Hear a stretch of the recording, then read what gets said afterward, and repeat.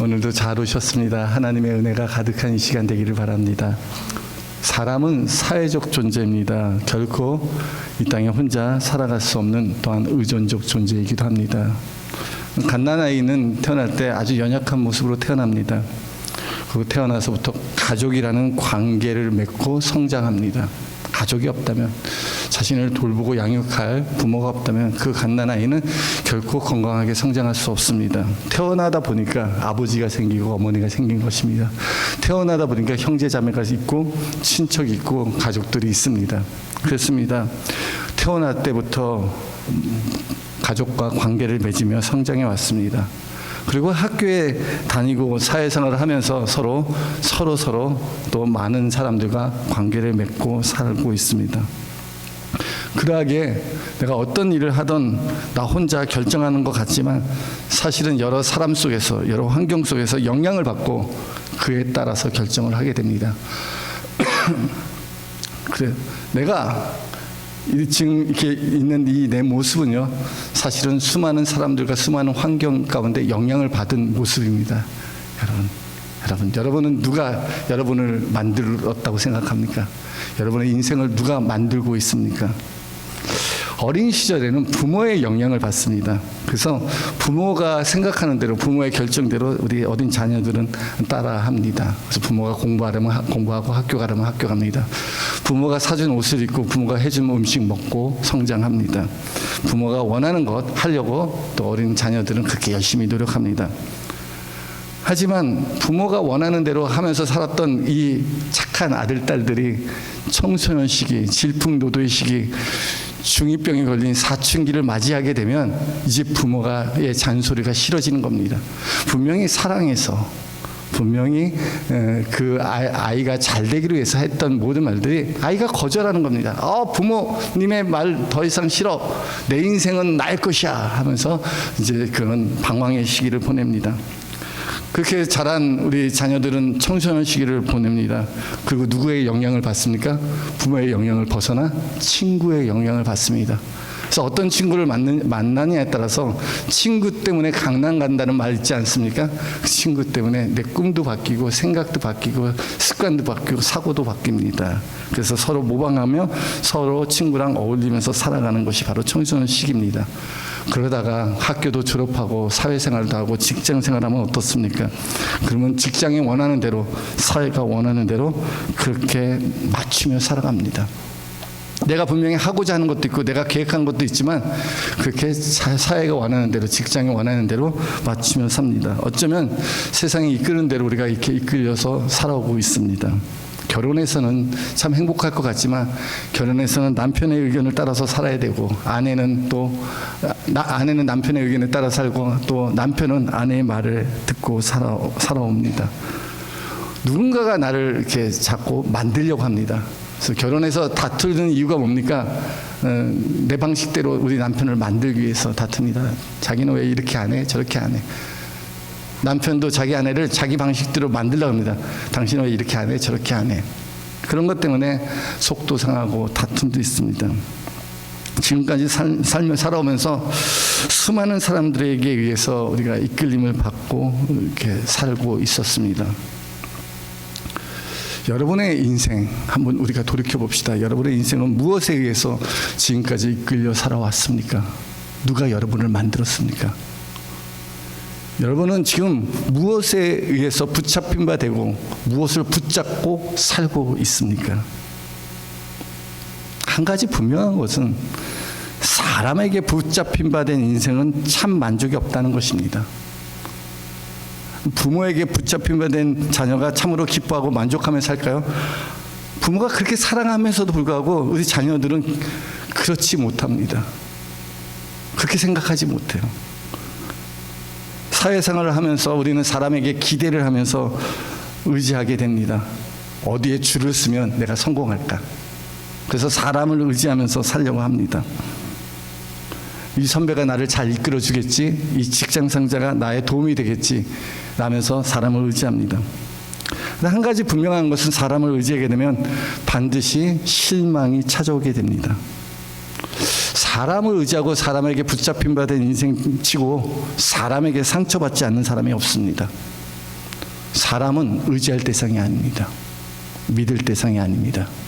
사람은 사랑할 대상입니다. 그래서 성경은 우리에게 말합니다. 시편 146편 3절에도 귀인들을 의지하지 말며 도울 힘이 없는 인생도 의지하지 말지니, 능력 있고 힘 있는 사람들, 나를 도울 것 같은 사람들 의지하지 말라는 겁니다. 도울 힘이 없는 인생도 의지하지 말라고 말씀하십니다. 정말 우리가 믿고 의지할 분은 누구죠? 우리 하나님 한 분밖에 없음을 믿으시기 바랍니다. 그게 복된 자입니다. 하나님 믿고 살아가는 인생, 그게 복된 자입니다. 시편 146편 5절에도 야곱의 하나님을 자기의 도움으로 삼으며 여호와 자기 하나님께 소망을 두는 자는 복이 있도다라고 말씀하십니다. 여러분, 우리 하나님으로 도움을 잊고 또 하나님에게 소망을 두고 살아가는 자가 바로 복 있는 자입니다. 우리가 사람에게 실망하고 더 이상 사람이 의지할 존재가 못 된다는 것을 깨달을 때 이제 더 이상 사람 의지하지 않습니다. 그게 이제 다 크고 이제 어른이 되면 사람은 의지할 존재가 안 되는구나라고 깨달을 때 어리석은 사람은 하나님을 의지하기보다는 다른 무엇인가를 의지하기 시작합니다. 그것이 바로 세상에 있는 것, 세상의 것을 의지하기 시작합니다. 그래서 생각합니다. 돈을 많이 벌면 이 돈은 절대로 나를 실망시키지 않을 거야. 그래서 많은 물질을 축적하게 됩니다. 세상에서 성공하면 이 성공이 나의 인생을 아름답게 할 거야 하는 기대와 소망을 갖고 살아갑니다. 하지만 이 세상이나 세상의 것들이 결코 우리에게 만족함을 주지 못합니다. 세상에 있는 물질이 나를 지켜줄 것 같지만 또한 그렇지도 못합니다. 인간은 영원한 존재입니다. 그래서 땅의 것으로 만족할 수 없습니다. 이 세상에 있는 것들로 만족할 수 없습니다. 인간은 영원한 존재이기 때문입니다. 그렇다면 우리의 인생이 무엇에 붙잡힌 바 되어야 됩니까? 우리의 인생이 무엇에 의해서 이끌림을 받아야 됩니까? 저는 오늘 우리 주 예수 그리스도께 붙잡힌 바 된 한 사람을 소개하기를 원합니다. 그분이 바로 사도 바울입니다. 빌립보서 3장은 사도 바울의 개인적 간증과 함께 내가 무엇을 목표로 인생을 살아가고 있느냐에 대해서 빌립보 교회에 쓴 편지 내용이 이 빌립보서 3장의 내용입니다. 오늘 본문 말씀 한번 볼까요? 12절에 보니까 내가 이미 얻었다 함도 아니요 온전히 이루었다 함도 아니라 오직 내가 그리스도 예수께 잡힌 바 된 그것을 잡으려고 달려가노라. 사도 바울은요, 예수님이 나를 붙잡은 것이 있다는 겁니다. 예수님이 나를 사로잡고 예수님이 나의 인생을 여기까지 이끌었기 때문에 이제 주님께 잡힌 바 된 그것을 잡으려고 내가 달려가겠다는 것입니다. 바울은요, 예수님께 붙잡히기 전까지는 죄인 중에 괴수였습니다. 그는 열심히 대단했던 사람입니다. 하지만 그 열심은 교회를 핍박하는 자요, 그 열심은 오히려 하나님의 기쁨과 영광과 찬송이 되길 바랬지만 오히려 그 종교적인 열심은 우리 주님을 핍박하는 자가 되었습니다. 사실 사도 바울은요, 부족함이 없는 사람입니다.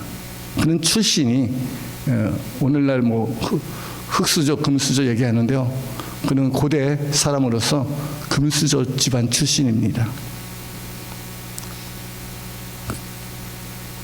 사도 바울은 자기도 육체를 신뢰할 만한 사람이다.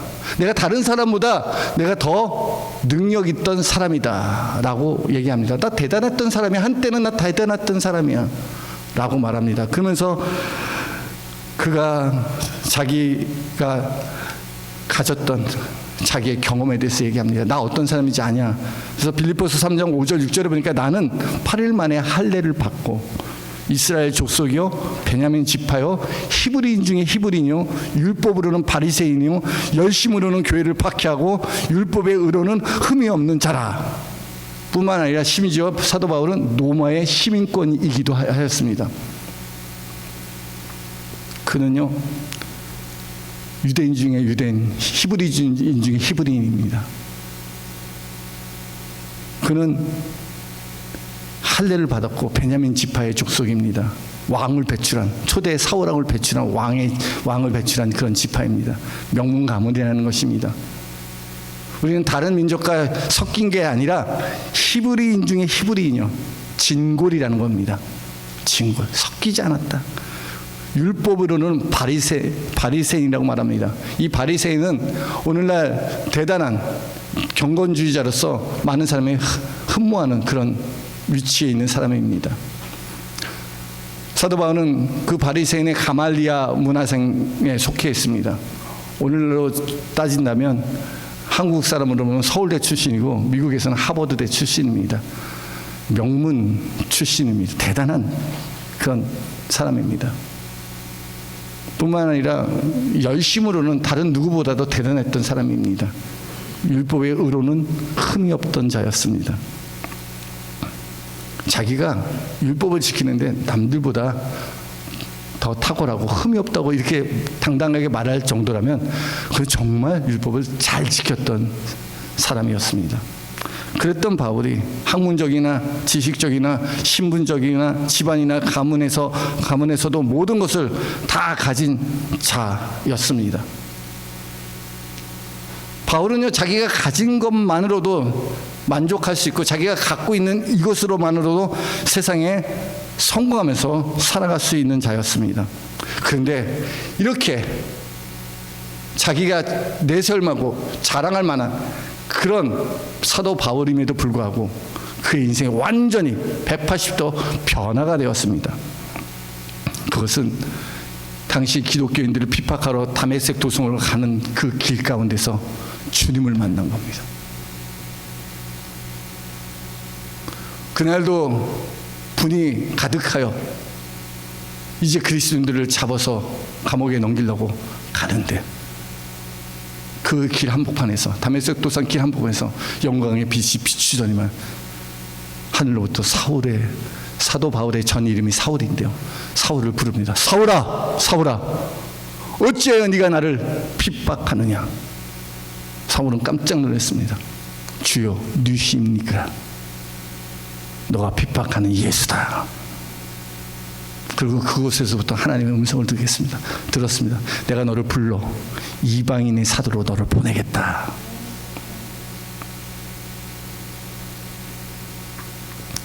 예수를 만난 후로부터는 그는 완전히 변화된 새로운 삶을 살게 되었습니다. 그동안 자기가 유익했다고 생각하며 세상에 자랑할 만한, 신뢰할 만한 이 모든 것들이 아무것도 아닌 것을 깨달았습니다. 야, 이것이 내게 아무런 유익이 되지 못한다는 겁니다.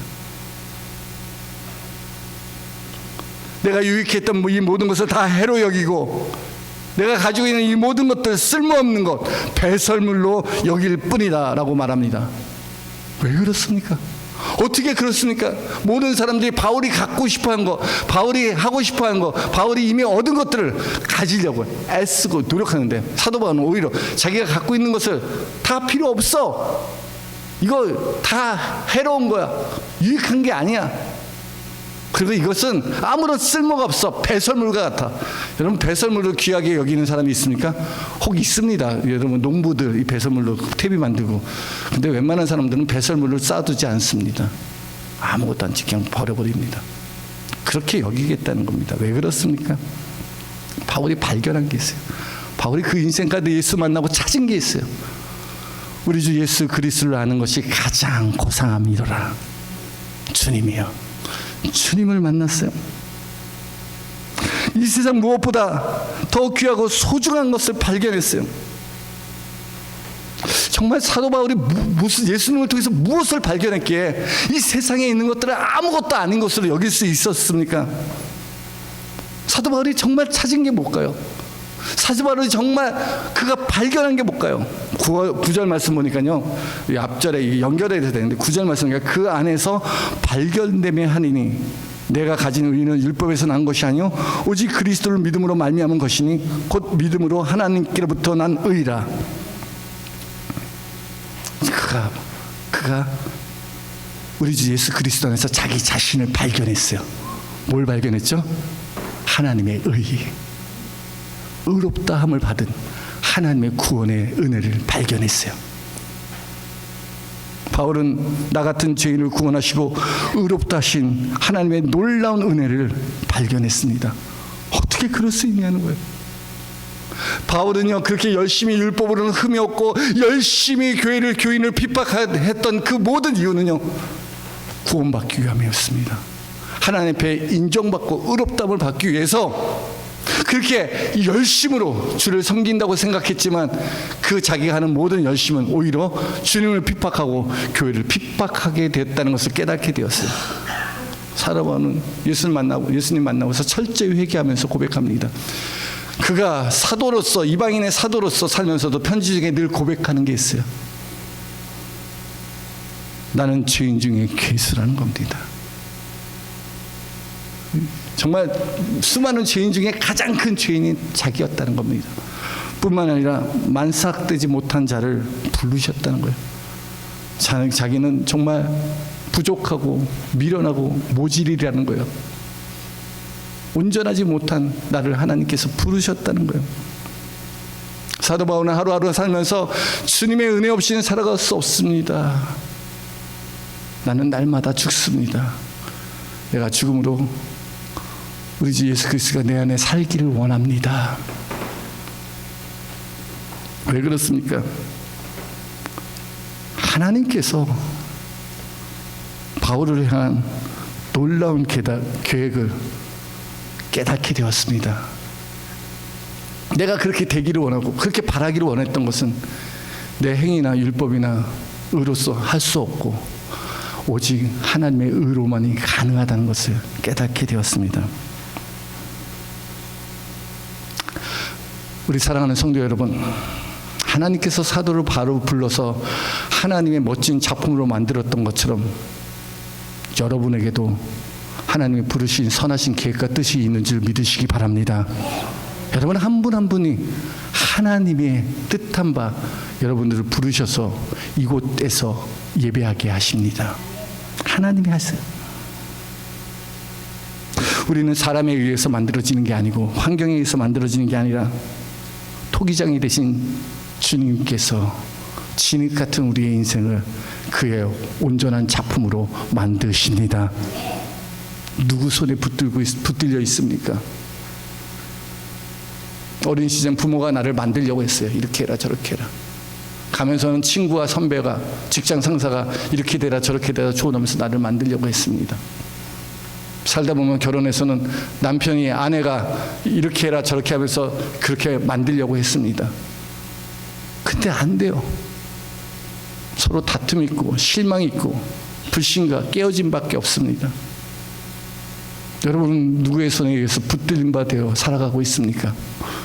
사도 바울은 다른 게 아니라 하나님이 나를 붙드십니다라고 고백하고 있습니다. 주 예수께 잡힌 바 된 그것을 잡으려고 달려가노라. 사랑하는 성도 여러분, 믿음의 결국은 영혼 구원에 있습니다. 하나님께 붙잡힌 바 된 인생은 하나님이 만들어 가십니다. 하나님이 여러분을 부르시고 하나님이 여러분을 붙잡고 계심을 믿습니까? 여러분의 인생을 지금 만들고 있습니다. 만들고 있어요. 천국 가는 그날까지 우리 인생은 공사 중입니다. 완성되지 않은 것입니다. 그래서 공사판에 가면요, 뭐 이리저리 쓰레기도 있고 지저분한 것들, 부지런한 것들이 가득합니다. 우리 그런 모습들입니다.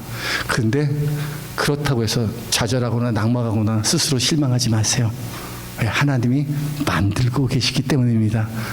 하나님의 손으로 만드실 그날을 소망하시기 바랍니다. 주님은 우리가 신뢰할 수 있는 그런 미쁘신 하나님이 되십니다. 우리가 사람을 의지하고 사람의 손에서 나를 맡겼을 때는 오히려 그 사람 때문에 상처받고 실망하게 됩니다.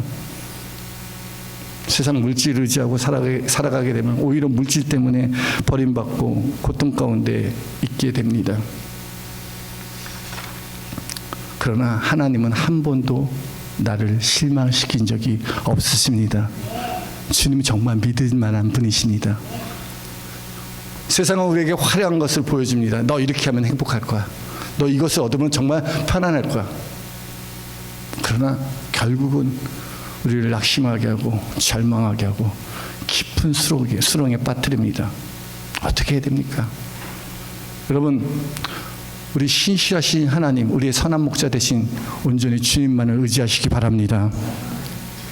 주님은 정말 믿을 만한 분입니다. 주님께서 우리의 인생을 만들어가고 있습니다. 바울이 정말 소망했던 게 뭔가? 예수님 만나고 그가 하나님의 은혜, 우리 주 예수 그리스도의 놀라운 은혜로 말미암아 의롭다 함을 얻게 되고 자기가 의인이 된 겁니다. 이 비밀을 깨닫고 나서 바울이 정말 소망한 게 있습니다. 그것은 자신도 부활의 첫 열매가 되신 우리 주 예수 그리스도와 같이 부활의 모습으로 변화될 것을 확신하고 있었습니다. 그거예요. 내가 변화된다는 거예요. 하나님께서 나를 부르신 소망이 있다는 거예요. 바울의 시선은 이 땅에 있지 않았습니다. 바울은 골로새서에서 얘기합니다. 위의 것을 바라보고 위의 것을 생각하라는 것입니다. 위의 것을 찾으라는 것입니다. 우리 사랑하는 성도 여러분, 우리의 시선을 하늘에 두시기 바랍니다. 하늘의 것을 찾고 하늘의 것을 소망하시기 바랍니다. 세상에 있는 모든 것은 헛되고 헛되니 헛되고 헛되도다라고 말씀하십니다. 헛된 이 세상, 우리가 헛된 것 쫓아가다가 결국은 내가 망했구나 하고 절망하는 자들이 아니라 인생의 마지막 날 주님 만날 그날을 소망하면서 영광의 모습으로 변화될 사도 바울의 믿음을 저와 여러분의 믿음 되기를 주님의 이름으로 축원합니다. 사랑하는 성도 여러분, 우리의 인생은 누가 붙잡고 있습니까? 하나님께 붙잡힌 인생은 하나님께서 그 길을 인도하십니다. 그러하기에 지난 과거에 집착하지 마시기 바랍니다. 예수 믿고 새롭게 된 하나님의 자녀는 새로운 피조물입니다. 그런즉 누구든지 그리스도 예수 안에 있으면 새로운 피조물이라. 이전 것은 지나갔으니 보라 새 것이 되었도다. 새로운 인류, 새로운 족속이 된 것입니다. 우리가 새로운 사람이 된 것입니다. 사도 바울은 과거의 것에 집착하지 않았습니다. 과거의 것은 잊어버립니다. 그리고 앞에 할 일, 하나님이 주신 그 선한 목표를 위해서 푯대를 향해서 달려갑니다.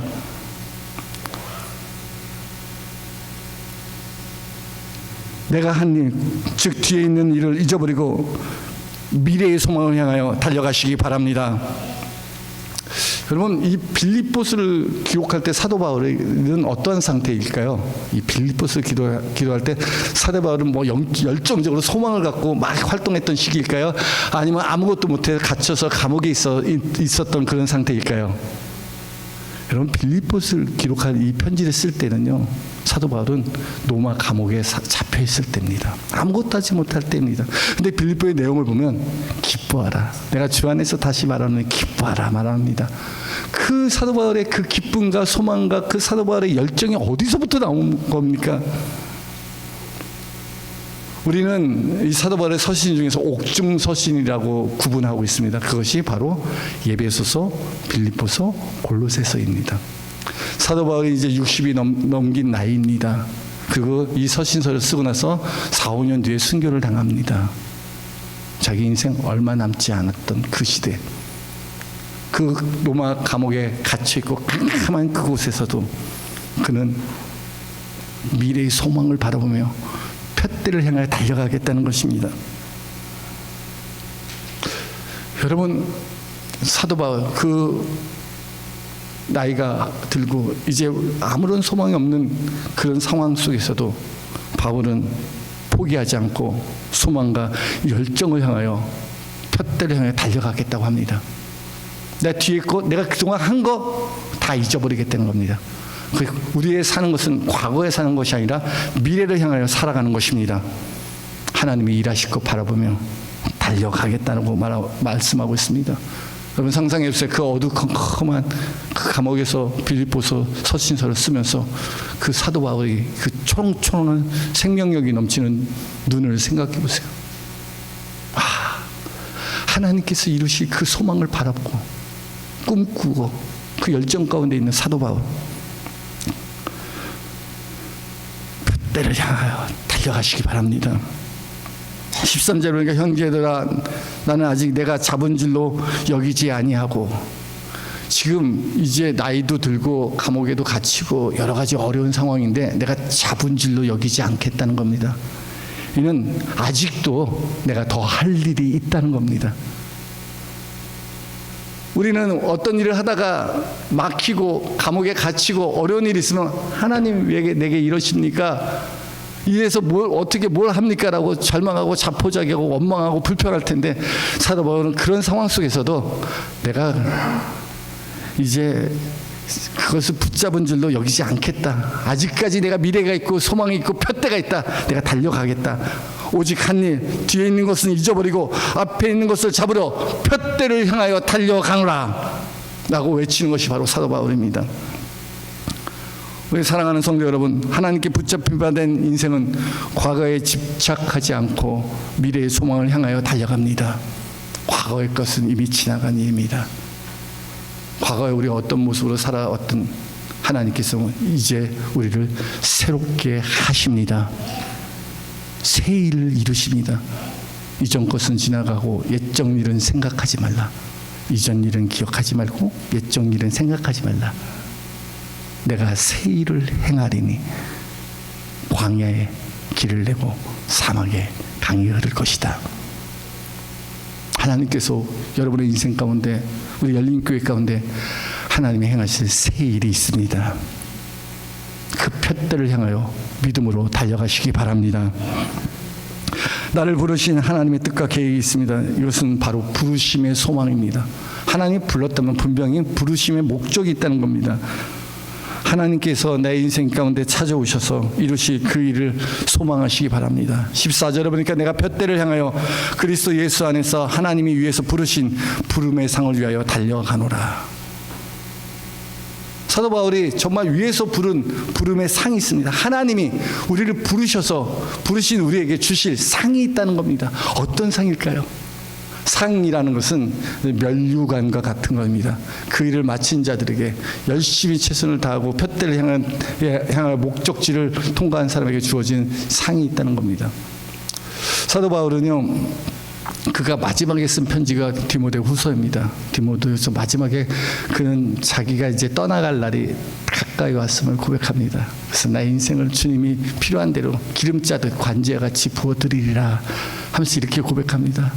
내가 선한 싸움 다 싸우고 나의 달려갈 길 다 가고 믿음을 지켰으니 이제 내가 만날 의의 재판관, 주님 만날 그날 의의 재판관 되신 주님께서 내게 의의 면류관을 주시리라.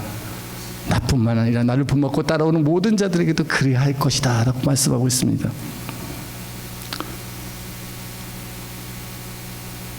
하나님께서 우리 모든 믿는 자에게 주실 산 소망이 있고 언약이 있고 비전이 있습니다. 그것이 이 땅이 아니라 사도 바울의 시선은 하늘에 향해 있습니다. 주님 만날 그날 내가 주님과 같이 영광스러운 몸의 형체로 바뀔 그날을 사모해야 합니다. 나로 예수 믿고 구원받게 하셨다면 하나님께서 부르신 부름의 상이 있습니다. 그것은 이 땅에 있는 것이 아니라 하늘에 있습니다. 사도 바울은 이 빌립보서 3장을 쓰면서 3장 20절에 오니까 우리의 시민권은 하늘에 있는지라 거기로부터 구원하는 자 곧 우리 주 예수 그리스도를 기다리노니. 여러분, 우리의 시민권은 어디에 있습니까? 하늘에 있습니다. 그럼 그 하늘에서 주님 만날 그날 어떤 일이 이루어집니까? 사도 바울이 간절히 소망하는 것이 바로 이겁니다. 빌립보서 3장 21절에 보니까 그는 만물을 자기에게 복종하게 하실 수 있는 자의 역사로, 만물을 자기에게 복종하게 하실 수 있는 자의 역사, 그것은 천지 만물을 창조하신 하나님 아버지의 그 능력으로, 그 힘으로 우리의 낮은 몸을 자기 영광의 몸의 형체와 같이 변하게 하시리라. 여러분 믿습니까? 예수님을 사망 권세 이기시고 죽은 자 가운데서 다시 살아 부활하게 하신 하나님의 능력이 우리도 그렇게 변하게 하실 것을 믿습니까? 그게 사도 바울에게 가장 소망입니다. 11절에 보니까 그의 죽으심을 본받아 어떻게 해서든지 죽은 자 가운데서 부활에 이르려 하노니, 내가 이것이 주님께 잡힌 바 된 이것을 붙잡으러 내가 달려가노라 라고 말씀하고 있습니다. 어떻게 하든지 부활에 이르기를 원한다는 겁니다. 이 땅 너무 나그네 같은 이 땅 너무 어렵고 힘듭니다. 우리가 의지할 곳 없습니다. 정말 도움이 필요할 때는요, 우리 인생은 아무런 도움이 되지 않습니다. 정말 도움이 필요할 때는 내가 가지고 있는 모든 물질과 재능과 능력과 소유가 아무런 소용이 없습니다. 우리 정말 도움이 필요할 때가 언제죠? 죽음 앞에 섰을 때입니다. 우리 인생 한 번 죽는 것은 사람에게 정해진 일입니다. 그날 우리 주님이 사망 권세 이기시고 부활하신 그 주님의 능력이 여러분에게 함께 하시기를 주의 이름으로 축원합니다.